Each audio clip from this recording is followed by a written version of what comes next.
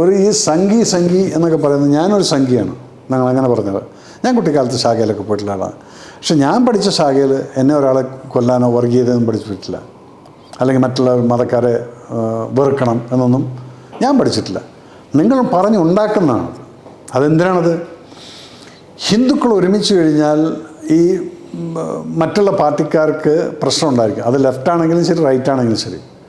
ഇവരുടെ പ്രശ്നം എന്താണ്? ഇവർക്ക് കിട്ടുന്ന വോട്ട് ചങ്കെന്ന് പറയുന്നത് ഇതിൽ നിന്ന് ഭിന്നിപ്പിച്ചിരിക്കുന്ന ഹിന്ദുക്കളെ വെച്ചിട്ടാണ് ഇവർ ജീവിച്ചു പോകുന്നത്. അപ്പോൾ അതിനുള്ളിൽ ഫ്രിക്ഷൻ ഉണ്ടാക്കാൻ, ഇവിടുത്തെ ഹിന്ദുവിനെയും മുസ്ലിമിനെയും ദൂരെ നിർത്താൻ ഉള്ള ഏറ്റവും വലിയ ഒരു ആയുധമാണ് അത്. സംഖ്യയാണ് കേട്ടോ. മുസ്ലിങ്ങളെ കൊല്ലാൻ നടക്കുന്ന ആൾക്കാരാണ്. ഇങ്ങനെ നിങ്ങളൊരു ഇമ്പ്രഷൻ ഉണ്ടാക്കിയിട്ട് ഈ സംഘി എന്ന് പറയുന്ന RSSകാരാണ് ഇന്ന് ലോകത്തിലെ ഏറ്റവും വലിയ ശക്തി എന്ന് പറയുന്നത്, ഏറ്റവും വലിയൊരു സംഘടന എന്ന് പറയുന്നു. അതുപോലെ തന്നെ ഇന്ന് ഭാരതം 3ാമത്തെ പ്രാവശ്യം ഭരിക്കുന്ന പ്രധാനമന്ത്രി, അതിൽ പ്രവർത്തിച്ച് മുന്നോട്ട് വന്നിട്ടുള്ള ആളാണ് നരേന്ദ്ര മോദിജി. അപ്പോൾ അത് നിങ്ങൾ അക്സെപ്റ്റ് ചെയ്യാതെ വെറുതെ സംഘി എന്ന് പറഞ്ഞാൽ, ഇതൊക്കെ നിങ്ങൾക്ക് സോഷ്യൽ മീഡിയയിൽ എഴുതാം.